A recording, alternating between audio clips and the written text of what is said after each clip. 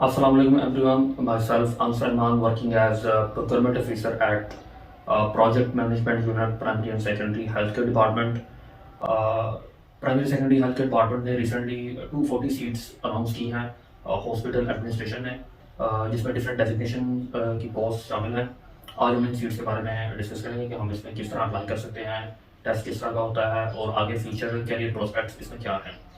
तो one by one अगर हम सब सीट्स के बारे में देखें तो इसकी डिस्ट्रीब्यूशन उन्होंने इस तरह से की हुई है कि टोटल 240 सीट्स में से प्रोक्योरमेंट ऑफिसर की 44 सीट्स हैं और उसके अलावा एडमिन ऑफिसर की 15 सीट्स हैं, जबकि बकाया सब डेजिग्नेशंस की 25 सीट्स ईच हैं। तो अगर आप इनकी जॉब डिस्क्रिप्शन के बारे में देखें तो वो हम इतना डिटेल में नहीं देखेंगे, वो बाद में डिस्कस किया जा सकता है। जो लोग रिटन टेस्ट क्वालिफाई कर जाएंगे तो इंटरव्यू के वक्त उनसे जेडी के मुताबिक ज़्यादा सवाल किए जाएंगे, और लेकिन वो फिलहाल इतना रेलेवेंट नहीं है। इसलिए हम सिर्फ एक ओवरव्यू लेंगे इन सब पोस्ट का कि इन सब की ड्यूटीज़ क्या होती हैं, रिस्पॉन्सिबिलिटीज़ क्या होती हैं। सबसे पहले अगर बात की जाए प्रोक्योरमेंट ऑफिसर की, जिनकी सीट्स भी इस वक्त सबसे ज़्यादा अनाउंस हुई हैं 44 सीट्स। ये हॉस्पिटल, इनके जिम्मे हॉस्पिटल की सारी प्रोक्योरमेंट होती है। ये भी एक एडमिनिस्ट्रेटिव पोस्ट है। आप सब टेंडर्स करना इनकी रिस्पॉन्सिबिलिटी है। ए टू जी हॉस्पिटल की हर चीज़ की परचेजिंग इनकी रिस्पॉन्सिबिलिटी है। पेपरा रूल्स को वहाँ पे इम्प्लीमेंट करवाना, फिर मेक श्योर करना कि कहीं पे इसकी वायलेशन ना हो, ये सब चीज़ें इनकी जो है ना रिस्पॉन्सिबिलिटी में आती हैं। इसके अलावा एडमिन ऑफिसर की अगर बात की जाए तो एडमिन ऑफिसर एक जनरल एडमिनिस्ट्रेटर के तौर पे काम करता है। वो आप समझें कि जिस तरह का रोल एमएस का होता है, तकरीबन उसी तरह के काम उसके ज़िम्मे होते हैं, और उसने छोटी मोटी चीज़ों के ऊपर ज़्यादा गौर करना होता है, जो नॉर्मली हायर एडमिनिस्ट्रेशन जिनको नॉर्मली इग्नोर कर देती है। तो और ये हर वक्त ऑन ड्यूटी रहता है जो एडमिन ऑफिसर है, मतलब ऑन कॉल भी अवेलेबल रहता है हर वक्त। इसके अलावा दो इसके नीचे असिस्टेंट एडमिन ऑफिसर्स भी हैं, उनकी भी जो है जॉब्स आई हुई हैं। 25 सीट्स उनकी भी अनाउंस हैं। इन दोनों असिस्टेंट एडमिन ऑफिसर्स का काम होता है ये एडमिन ऑफिसर को असिस्ट करते हैं और उसकी गैर मौजूदगी में एज एडमिन ऑफिसर काम करते हैं। बेसिकली वैसे इसके पीछे कॉन्सेप्ट तो ये था कि मॉर्निंग टाइम में तो एडमिन ऑफिसर होता है, लेकिन इवनिंग और नाइट में नहीं होता। तो दो असिस्टेंट एडमिन ऑफिसर एक इवनिंग में हो और एक नाइट में हो, ताकि ये हर वक्त एक एडमिन का बंदा वहाँ पे अवेलेबल हो। इसके अलावा एचआर एंड लीगल ऑफिसर, जो एचआर की फील्ड के लोग हैं वो ऑलरेडी इससे वाकिफ़ हैं कि एचआर ऑफिसर का क्या क्या रिस्पॉन्सिबिलिटीज़ होती हैं। इसके अलावा हमारे पास है लॉजिस्टिक्स ऑफिसर। लॉजिस्टिक्स ऑफिसर के अंदर दोनों स्टोर्स, हमारे जनरल स्टोर और मेडिसिन स्टोर उसके अंडर आता है। लॉजिस्टिक्स सारी उसके कंट्रोल में होती है, उसने मैनेज करना होता है, इन्वेंट्री को मैनेज करना होता है, ये सारी चीज़ें उसके अंदर है। अच्छा, क्वालिटी इंश्योरेंस ऑफिसर जो है वो हॉस्पिटल में जो मिनिमम सर्विस डिलीवरी स्टैंडर्ड्स हैं उनकी इम्प्लीमेंटेशन पे काम करता है। इसके अलावा ओवरऑल हॉस्पिटल में हर तरह के क्वालिटी इंश्योरेंस के मामलों को डील करता है। बायोमेडिकल इंजीनियर जो है वो हॉस्पिटल में मौजूद बायोमेडिकल इक्विपमेंट्स की मेंटेनेंस का जिम्मेदार होता है। इसके अलावा आईटी ऑफिसर है। आईटी ऑफिसर आईटी से रेलेवेंट मामला को देखता है। और फाइनेंस एंड बजट ऑफिसर जो है वो फाइनेंस और बजट के मामला को ऑल इन ऑल डील करता है। फार्मासिस्ट इनमें से जिन जिन सीट्स में अप्लाई कर सकते हैं उसमें प्रोक्योरमेंट ऑफिसर की सीट है, एडमिन ऑफिसर की है, असिस्टेंट एडमिन ऑफिसर की है और क्वालिटी एश्योरेंस ऑफिसर की है। इनमें से देखा जाए तो सबसे ज़्यादा रेलेवेंट फार्मासिस्ट के उनकी फील्ड से रेलेवेंट या वो प्रोक्योरमेंट ऑफिसर की सीट बनती है या क्वालिटी एश्योरेंस ऑफिसर की। प्रोक्योरमेंट ऑफिसर की इस वक्त 44 सीट्स अनाउंस हुई हैं। अगर टोटल देखा जाए तो इन चारों पोस्ट के ऊपर फार्मासिस्ट के लिए 109 सीट्स अवेलेबल है, जिनके ऊपर वो एलिजिबल भी हैं और उनके क्वालिफाई करने के चांसेस भी ज़्यादा हैं। इसमें से जो प्रोक्योरमेंट ऑफिसर की सीट है उसमें फार्मासिस्ट को प्रेफर किया जाता है। इवन कि इस वक्त भी जो प्रोक्योरमेंट ऑफिसर्स काम कर रहे हैं उनमें से मेजॉरिटी जो है वो फार्मासिस्ट की है। क्वालिटी इंश्योरेंस ऑफिसर की सीट के हवाले से काफ़ी कन्फ्यूजन रहती है लोगों में, लेकिन मैं क्लियर करता चलूँ कि जो फार्मासिस्ट हैं वो इस सीट पे अप्लाई कर सकते हैं, बशर्ते कि उनका फार्मडी की डिग्री के बाद उनके पास कोई ऐसा डिप्लोमा या सर्टिफिकेशन हो जो इस फील्ड से रेलेवेंट हो। अब वो क्वालिटी इंश्योरेंस की हो सकती है, क्वालिटी मैनेजमेंट का कोई ऐसा सर्टिफिकेट या डिप्लोमा हो सकता है, और इस तरह की बहुत सारी चीज़ें हैं जो वहाँ पे एक्सेप्ट की जा सकती हैं। तो आप इस सीट पे भी लाजमी अप्लाई करें। इस सीट क्वालिटी इंश्योरेंस की सीट पे भी इस वक्त जो लोग काम कर रहे हैं उनमें ज़्यादा तादाद फार्मासिस्ट की है। एडमिन ऑफिसर की बात करें तो एडमिन ऑफिसर मैंने जैसे पहले भी बताया वो एक जनरल एडमिनिस्ट्रेशन की सीट है। उसमें भी फार्मासिस्ट एलिजिबल हैं। इसके अलावा असिस्टेंट एडमिन ऑफिसर के लिए भी एलिजिबल हैं, लेकिन असिस्टेंट एडमिन ऑफिसर जो है वो 16 ग्रेड की सीट है, जबकि बकाया तीनों सीट जो है वो 17 ग्रेड की हैं। इसके अलावा इनकी जो रिक्वायर्ड हमें इसके साथ एक्सपीरियंस चाहिए। प्रोक्योरमेंट ऑफिसर के साथ आपका 1 साल का एक्सपीरियंस हो प्रोक्योरमेंट की फील्ड में। अब वो एक्सपीरियंस कौन सा हो सकता है, या तो आपने डायरेक्ट प्रोक्योरमेंट की फील्ड में कोई काम किया वो, या किसी फार्मेसी में आपने एज प्रोक्योरमेंट मैनेजर काम किया हो, किसी इंडस्ट्री में आपने प्रोक्योरमेंट डिपार्टमेंट में काम किया हो, या कहीं पे भी आपने कोई इस तरह का आपका एक्सपीरियंस आया कि जिसमें प्रोक्योरमेंट इन्वॉल्व थी। चाहे आप फुल टाइम वहाँ पे एज प्रोक्योरमेंट ऑफिसर या मैनेजर काम नहीं कर रहे हो, लेकिन अगर आपकी जॉब में आपके प्रीवियस जॉब एक्सपीरियंस में प्रोक्योरमेंट इन्वॉल्व थी किसी भी तरह से, तो वो कंसिडरेबल है चीज़। तो आप उस एक्सपीरियंस को अटैच करें और कोशिश करें कि बिलफर्ज अगर आप किसी किसी ऐसी जगह आप काम करते रहे हैं जहाँ पे प्रोक्योरमेंट आपकी जॉब का पार्ट टाइम हिस्सा था, तो आप जब वहाँ से एक्सपीरियंस लेटर लें तो उसमें ये मेंशन उनसे लाजमी करवाएं कि आपकी यहाँ पे जो जॉब थी उसके अंदर प्रोक्योरमेंट शामिल थी। तो इस तरह करके आपका प्रोक्योरमेंट का जो एक्सपीरियंस है 1 साल का वो उसमें कंसिडर हो सकता है, लेकिन इररेलेवेंट एक्सपीरियंस इसमें काउंट नहीं होगा। अगर आपने प्रोक्योरमेंट की फील्ड में काम नहीं किया होगा तो फिर आप इसके लिए एलिजिबल नहीं है, और ये 1 साल का एक्सपीरियंस आपका लाजमी होना चाहिए।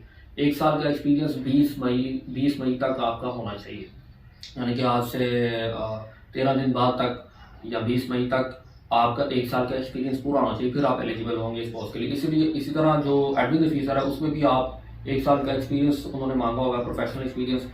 अब वो एडमिन ऑफिसर का एक्सपीरियंस आपके लिए क्या हो सकता है कि आपने कहीं पे भी जनरल एडमिनिस्ट्रेशन में काम किया हो। लेट्स से आप किसी फार्मेसी में एज फार्मेसी मैनेजर काम कर रहे थे, यानी कि आप चीज़ों को मैनेज कर रहे थे, एज अ मैनेजर काम कर रहे थे, तो वो आपका एक्सपीरियंस काउंट होगा। Admin officer itself admin officer अगर आप काम कर रहे थे वो भी ऑब्वियसली काउंट होगा। इस तरह किसी भी मैनेजरियल पोजीशन पे अगर आप रहे हैं तो वो आपका एडमिन ऑफिसर की पोस्ट के लिए आपका एडमिन का एक्सपीरियंस काउंट होगा। असिस्टेंट एडमिन ऑफिसर में ये है कि आपको कोई एक्सपीरियंस नहीं चाहिए। जो फ्रेश ग्रेजुएट्स हैं फार्मासिस्ट जिनका 1 साल का एक्सपीरियंस नहीं है किसी फील्ड में, उनके लिए ये सीट अवेलेबल है कि वो असिस्टेंट एडमिन ऑफिसर के लिए अप्लाई कर सकते हैं। लेकिन जैसा मैंने पहले बताया ये 16 ग्रेड की सीट है, बकाया सीट्स जो हैं वो 17 की हैं। इसके अलावा क्वालिटी इंश्योरेंस ऑफिसर के लिए भी आपको 1 साल का एक्सपीरियंस चाहिए with addition to that diploma और सर्टिफिकेशन, यानी कि डिग्री उसके साथ डिप्लोमा या सर्टिफिकेशन इस फील्ड में, और फिर 1 साल का एक्सपीरियंस। अब इसमें 1 साल का एक्सपीरियंस आपको क्वालिटी इंश्योरेंस में चाहिए। ये तो आप लोगों को जो फार्मासिस्ट हैं उनको बड़ी अच्छी तरह बताया कि क्वालिटी इंश्योरेंस की फील्ड क्या होती है और इसका एक्सपीरियंस कौन सा हो सकता है। तो ये सब जो सीट्स हैं इनके लिए फार्मासिस्ट अप्लाई कर सकते हैं, और इन सब में अप्लाई करना चाहिए क्योंकि फार्मासिस्ट को जो है ना, because they are professional degree holders, इनको प्रेफर किया जाता है खास तौर पे प्रोक्योरमेंट और क्वालिटी इंश्योरेंस की सीट पे। एडमिन ऑफिसर में भी प्रेफर किया जाता है, लेकिन एडमिन ऑफिसर एज सच हमारी उतनी डोमेन नहीं बनती क्योंकि इसमें बहुत सारी चीज़ें इन्वॉल्व हो जाती हैं। लेकिन प्रोक्योरमेंट और क्वालिटी इंश्योरेंस में सब फार्मासिस्ट को लाजमी अप्लाई करना चाहिए। अच्छा, इसमें फार्मासिस्ट के लिए एक और बात है कि जैसा कि हम सबको पता है कि हमें डिग्री मिल जाती है या हमारा रिजल्ट आ जाता है, हम यानी कि डिग्री कर चुके होते हैं, लेकिन हमारा जो लाइसेंस है फार्मेसी का वो हमें बड़ी देर बाद मिलता है। रिसेंटली ये बड़ा प्रॉब्लम रहा है, लोगों को बड़ी देर बाद मिला है।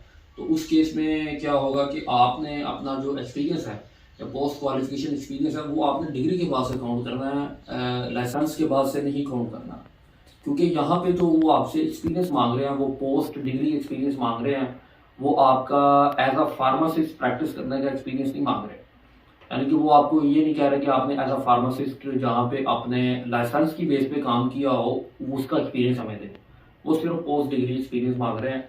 तो लिहाजा आपने डिग्री के बाद से अगर आपका एक्सपीरियंस पूरा होता है तो फिर आप लाजमी अप्लाई करें।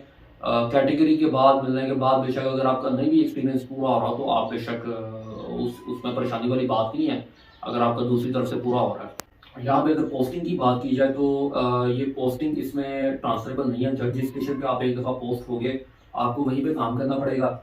आप एप्लीकेशन के वक्त एक पोस्ट के अगेंस्ट यानी कि एक डेजिग्नेशन के अगेंस्ट, लेट्स से मैं अगर प्रोक्योरमेंट ऑफिसर की सीट पे अप्लाई कर रहा हूँ तो मैं उसके अगेंस्ट सिर्फ 10 स्टेशन पे अप्लाई कर सकता हूँ। 10 स्टेशन से मुराद है 10 हॉस्पिटल्स। उन 10 हॉस्पिटल्स में से मेरी सिलेक्शन होगी कि मैं किस हॉस्पिटल में अगर मैं क्वालिफाई कर जाता हूँ तो उन 10 में से किसी एक हॉस्पिटल में मुझे वो भेज देंगे। एक दफ़ा जब ये भेज देंगे उसके बाद मैं अपना हॉस्पिटल चेंज नहीं कर सकता, अपनी जहाँ अपना स्टेशन चेंज नहीं कर सकता। ये नॉन ट्रांसफरेबल पोस्ट है। कॉन्ट्रैक्ट बेसिस की ये सीट्स हैं, ये 3 साल का कॉन्ट्रैक्ट है। फिर ये एक्सटेंड जो पहले लोग काम कर रहे हैं उनका 3 साल से भी ज़्यादा हो गया, उनको 5 साल हो गए हैं, तकरीबन 5-6 साल हो गए हैं। तो ये फ्यूचर में इसके जहाँ जहाँ परमानेंट होने के चांसेस हैं वो आप समझ लेंगे मोर देन 90% है। और इन फ्यूचर एक्सपेक्ट भी किया जा रहा है कि इनको परमानेंट कर दिया जाएगा, जिनका 3 साल का टेन्योर पीछे से पूरा हो गया होगा। इनको यार्डस्टिक में जो प्राइमरी सेकेंडरी की यार्डस्टिक है THQ और DHQ उसमें ये सारे ऑफिसर्स मौजूद हैं, यानी कि ये हमारे स्ट्रक्चर का एक इंटीग्रल पार्ट है। सैलरी की अगर बात करें तो सैलरी, क्योंकि ये स्पेशल पोस्ट होती हैं, प्रोजेक्ट पोस्ट होती हैं, इनकी टेक्निकल सीट्स होती हैं, इनकी नॉर्मली जो रेगुलर एम्प्लॉयज़ हैं उनसे सेम ग्रेड में पेमेंट पे थोड़ी ज़्यादा होती है। तो अभी इस वक्त जो एक्सपेक्टेड है कि जो जब ये लोग इनकी हायरिंग होगी तो इनकी पे जो है वो तकरीबन 1,05,000 से स्टार्ट होगी। ये एक्सपेक्टेड है लेकिन कंफर्म नहीं है। जो मौजूदा इस वक्त लोग प्रोक्योरमेंट ऑफिसर या दूसरे ऑफिसर्स काम कर रहे हैं उनकी इस वक्त 86,000 सैलरी है, लेकिन उनकी अप्रूव्ड सैलरी 1,05,000 है। यानी कि तो और इसी वजह से जो न्यू लोग हैं जब उनकी हायरिंग होगी तो एक्सपेक्ट यही किया जा रहा है कि उनकी स्टार्टिंग पे अप्रूव्ड सैलरी से ही होगी, यानी कि 1,05,000 से होगी।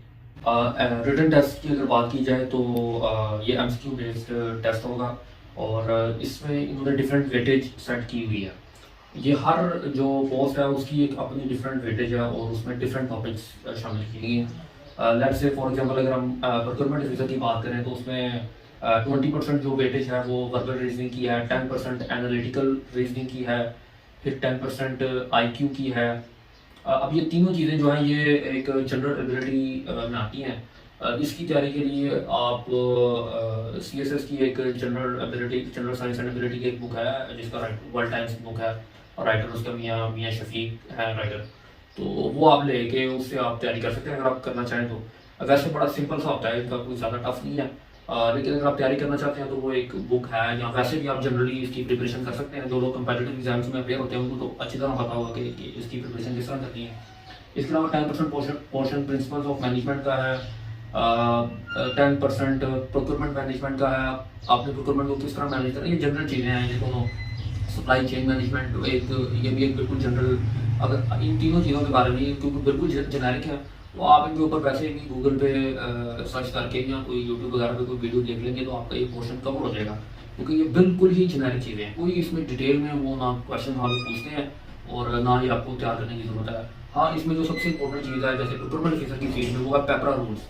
अब पेपरा रूल्स का जो है वो आप पेपरा रूल्स जो हैं वो आपको इंटरनेट से मिल जाएंगे या आप उसकी बुक ले लें। आप पेपरा रूल्स को लेकिन बड़ी अच्छी तरह पढ़ें, उसके साथ सब रूल्स को आप पढ़ें, एक से ज़्यादा दफ़ा पढ़ें, क्योंकि बहुत सारे जो MCQs हैं उसमें से आते हैं। यहाँ पे उसका पोर्शन लिखा तो 10% हुआ है, लेकिन इसमें से सवाल ज़्यादा आते हैं और जो दूसरी भी जो वेटेज में से जो सवाल आते हैं वो उन्होंने इसके साथ पेपरा रूल्स के साथ या प्रोक्योरमेंट के साथ किसी तरह से लिंक किया होता है। लिहाजा पेपरा रूल्स को आप बड़ी अच्छी तरह पढ़ें अगर आप प्रोक्योरमेंट ऑफिसर की सीट पे अप्लाई कर रहे हैं। इसके अलावा 10% पोर्शन है फंडामेंटल्स ऑफ इकोनॉमिक्स, अगेन बिल्कुल बेसिक इकोनॉमिक्स के ऊपर उन्होंने इसको रखा हुआ है। ये भी आप गूगल पे या यूट्यूब पे इसके बारे में देख के तो आप इसकी तैयारी कर सकते हैं। इसके अलावा बकाया 10% एडमिनिस्ट्रेटिव प्रोसीजर्स हैं, ये भी बिल्कुल बेसिक चीज़ है। इसमें आप एक होता है हमारा प्रोक्योरमेंट साइकिल की चीज़ शुरू, प्रोक्योरमेंट का साइकिल शुरू कहाँ से होता है और ख़त्म कहाँ पे होता है, ये पूरा साइकिल है। इसके ऊपर कंटेंट मेरे पास अवेलेबल है, मैं कोशिश करूँगा किसी तरह से वो शेयर कर दूँ और वो आप उसको एक दफ़ा देख लें। इसकी मैनेजमेंट आपने किस तरह करनी है वो ये सारी चीज़ें आप देख सकते हैं। इसके ऊपर कुछ मटेरियल आपको पेपरा की वेबसाइट पे भी मिलेगा, आप वहाँ से भी डाउनलोड करके उसको रीड आउट कर सकते हैं। और इवन के पेपरा रूल्स भी जो है वो आपको पेपरा की वेबसाइट भी मिल जाएंगे। एडमिन ऑफिसर के टेस्ट की अगर बात करें तो उसमें भी जो फर्स्ट 3 वेटेज में वो सेम है जो प्रोक्योरमेंट ऑफिसर में था। Verbal reasoning 20%, analytical reasoning 10%, IQ 10%। इसका सोर्स मैंने आपको बताया, उसकी प्रिपरेशन आप सेम उसी तरह से होगी इसकी भी। इसमें एडमिनिस्ट्रेटिव प्रोसीजर्स इसमें भी है, ये ऊपर प्रोक्योरमेंट ऑफिसर में भी था सेम, वो भी प्रोक्योरमेंट मैनेजमेंट 10% है एडमिन ऑफिसर में, ये ऊपर प्रोक्योरमेंट ऑफिसर में भी था। इसके अलावा इसमें पब्लिक एडमिनिस्ट्रेशन का 10% पोर्शन है। पब्लिक एडमिनिस्ट्रेशन के बारे में भी आप बिल्कुल जनरल सी चीज़ें आप पढ़ सकते हैं, उसकी कुछ थ्योरीज हैं वो आप पढ़ सकते हैं, उसके कुछ मेथड्स हैं वो आप पढ़ सकते हैं। इसके अलावा HR मैनेजमेंट है 10%, इन्वेंट्री मैनेजमेंट है 10% और फंडामेंटल्स ऑफ अकाउंटिंग है 10%। सारी चीज़ें बिल्कुल बेसिक हैं, इनके बारे में डिटेल में आपको पढ़ने की कोई ज़रूरत नहीं है। असिस्टेंट एडमिन ऑफिसर का भी वही सेम सिलेबस है जो एडमिन ऑफिसर का है। अगर क्वालिफिकेशन की बात करें तो 50% उन्होंने पासिंग मार्क्स रखे हुए हैं, लेकिन हमने देखना कि हमारा मेरिट कितने पे बनेगा।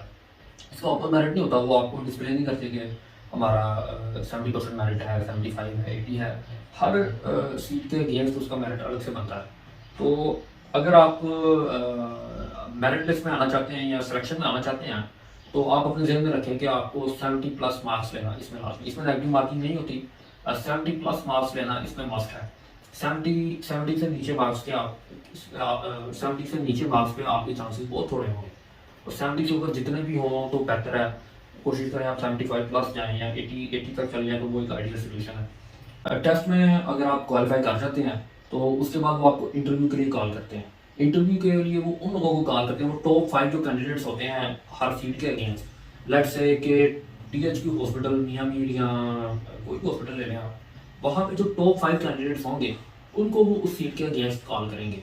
अब ऐसा भी हो सकता है कि एक तरफ एक बंदे को 70 मार्क्स पे कॉल आ जाए और दूसरी तरफ एक बंदे को 75 मार्क्स लेने के बावजूद भी कॉल ना आए इंटरव्यू। उसकी वजह ये होगी कि उसके स्टेशन पे उससे ऊपर मार्क्स वाले 5 लोग उससे ज़्यादा है, यानी कि 5 लोगों ने 75 से ऊपर मार्क्स लिए हुए हैं उसके स्टेशन पे।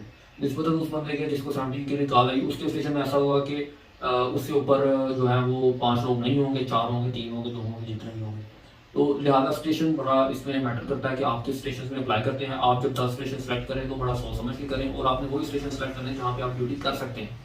ऐसे हवा में कोई आप स्टेशन ना सेलेक्ट करें, क्योंकि बाद में ये सीट में आपका ट्रांसफर नहीं होना जब तक आप परमानेंट नहीं हो जाते। परमानेंट आप होने में भी इसमें टाइम लगेगा, तो परमानेंट होने से पहले आपका ट्रांसफर नहीं हो सकता किसी दूसरे स्टेशन में। बड़ी याद आप ये हो सकता है कि आपको वो हेड ऑफिस में बुला लें, प्राइमरी सेक्रेटरी में, लेकिन अगेन वो भी बहुत सारे लोगों के लिए फिजिबल नहीं होगा, क्योंकि सब लोग वो लाहौर में हैं और लाहौर वालों के अलावा बाकी के लिए वो भी कोई फीसिबल ऑप्शन नहीं है। अप्लाई करने की जहाँ तक बात है, आप इसको ऑनलाइन अप्लाई कर सकते हैं इस पोस्ट के लिए। वेबसाइट है nts.org.pk। इसका लिंक पीछे डिस्क्रिप्शन में भी दिया गया है, तो यहाँ पर जाकर आप अप्लाई कर सकते हैं। इसकी फ़ी भी ऑनलाइन सबमिट हो जाती है। मज़ीद अगर एप्लीकेशन में अगर आपको कोई प्रॉब्लम हो आप पूछ सकते हैं। वैसे इसके ऊपर एक अलग से डिटेल्ड वीडियो एक बना दी जाएगी जिसमें A to Z सारा एप्लीकेशन का प्रोसीजर जो है वो उसको एक्सप्लेन कर देंगे। और इसके अलावा अगर आप कोई क्वेश्चन पूछना चाहें या आपकी कोई भी स्पेसिफिक क्वेरी हो तो आप मुझसे कांटेक्ट कर सकते हैं थ्रू ईमेल, फेसबुक और इंस्टाग्राम। इनका लिंक मैं डिस्क्रिप्शन में शेयर कर दूँगा। Best of luck to everyone.